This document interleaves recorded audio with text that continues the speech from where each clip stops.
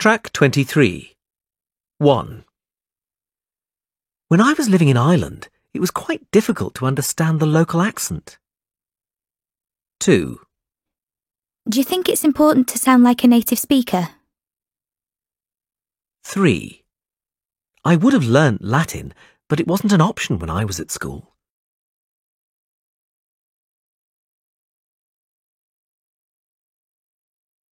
Track 24. 1. Many of the dialects in the world are gradually dying out. 2. Can you recommend ways in which I can improve my listening skills? 3.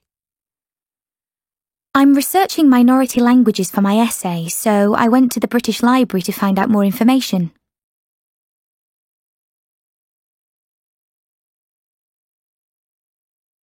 Track 25.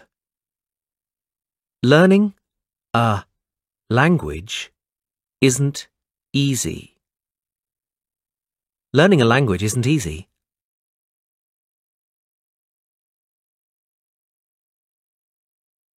Track 26. 1. There are many South American Indian languages, none of which are related to Spanish. 2. Studying accents is a good way to understand if a language is changing or not.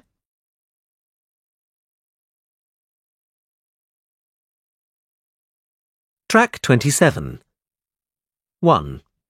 I stopped taking Greek lessons soon after I left school. 2. How will local languages stay in use if fewer people learn them?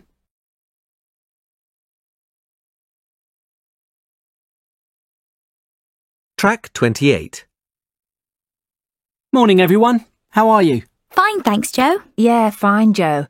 Have you managed to do much research on our minority languages project? Well, Julia, I've been having some trouble finding information about the number of Cornish speakers in the UK.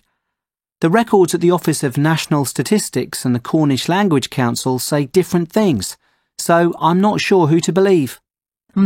Susan, have you got any information about this? I was looking on the government's minority languages website, and it says that nearly half the minority language speakers in the UK are speakers of Welsh. Are you sure it's nearly half? I thought the number of Gaelic and Welsh speakers was more or less the same. It used to be when Gaelic was a compulsory subject in schools, but nowadays there are fewer speakers of Gaelic compared to Welsh.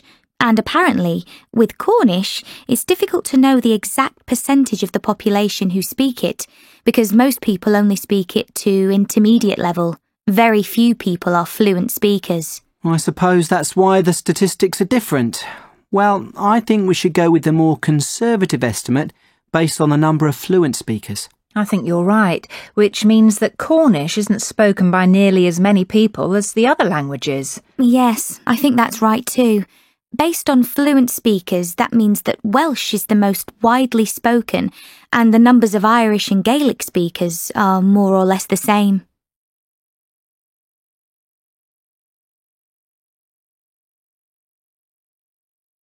Track 29. Right, Harry, Rob, shall we get started on this presentation for European studies? Well, how about if I start by talking about the central regions of Spain where most people speak Spanish? Good idea. It's important we make it clear that the majority of the population use Spanish as their main language. Then I can introduce the Galician accent of the northwest. But isn't Galician more of a dialect? Oh, yes, you're right. We've got to get our terminology correct, because Spain is complicated in terms of languages and dialects and accents. How about we then move across to the northeast, and I give details on the Basque language and how it's different from Spanish? That seems logical, Stephanie. Do you also want to mention the other language in the northeast? It's Catalan, isn't it? Yes.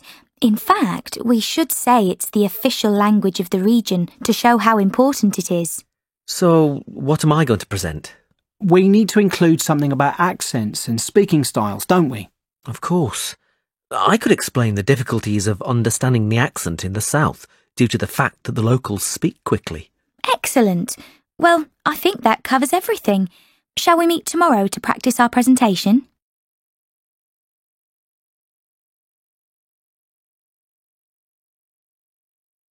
Track 30. So, Natalie, Louise, how are you doing with your report on encouraging people to speak local languages? Fine, thanks, Dr. Phillips. It's been really interesting. We've found lots of information which we've collated for our report. Good. What are you going to focus on? Well, many schools and colleges are doing good work promoting local languages, both as qualifications and in terms of after-school clubs. And then there's the rise in popularity of minority language music, which seems to be driven by tourism. Tourists who are exposed to songs in indigenous languages become interested in learning those languages. OK, now you need to be careful with these topics. They are fascinating, but you need to look at the influences which drive language learning. Education doesn't leave people much choice, and music isn't a strong enough factor. Do you have any suggestions for us? Well, what did we talk about in last week's seminar? Can you remember any of the real push factors? Do you mean things like communication and relationships between companies and their workers? It's much more powerful than music, don't you think? Yes, I see what you mean. So I suppose our other idea isn't very strong either. We also thought about hobby groups, but I'm beginning to think they're less significant. Yes, there aren't sufficient hobbyist groups to make a real difference to local language learning. But think about something else which is similar but reaches a much larger proportion of the population of a country or community. Like online discussion groups. I remember in the lecture you talked about how the internet is fueling the increase in local languages through the World Languages Project. This is more appropriate for your report because we can actually measure the amount of correspondence in each language and chart increases and decreases over time, which makes it a more rigorous form of analysis. Of course. So we should definitely include that in our report. It's becoming clearer now. We need to write about the larger factors involving commerce and online communication where we can record language usage. I think it's better than looking at anecdotal information. Thanks, Dr. Phillips.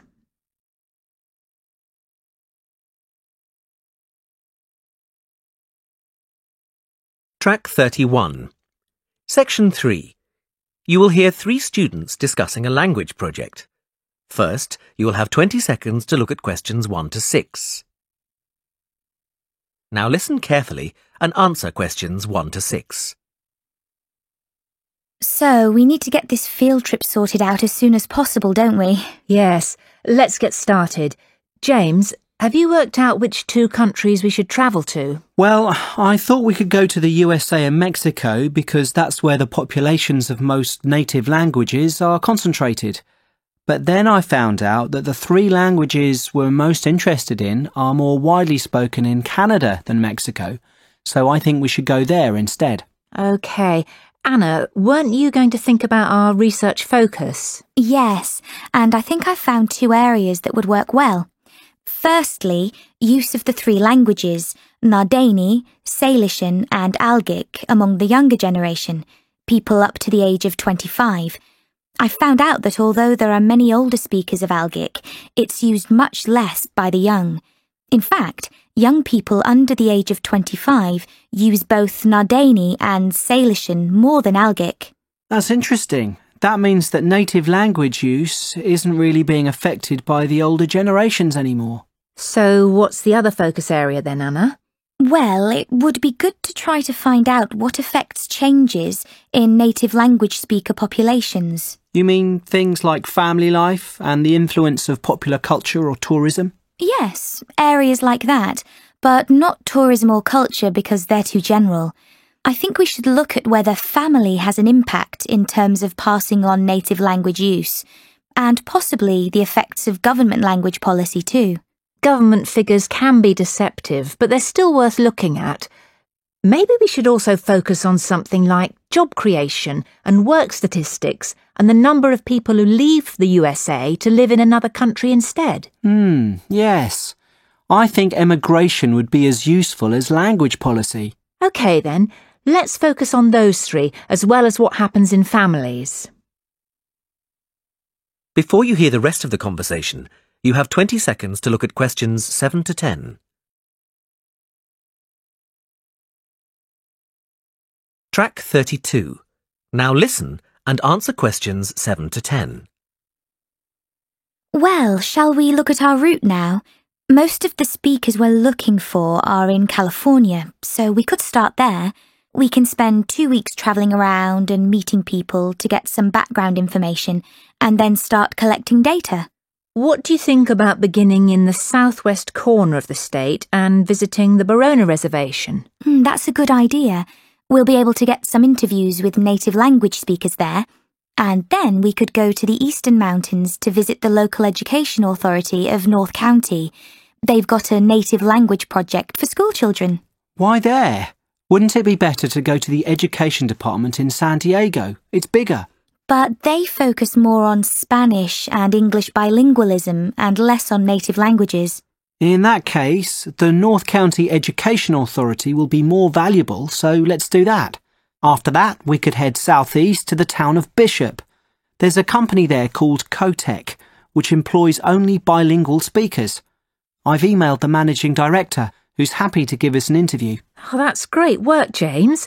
It sounds like something we should definitely do. Right. Well, I'll email her to confirm.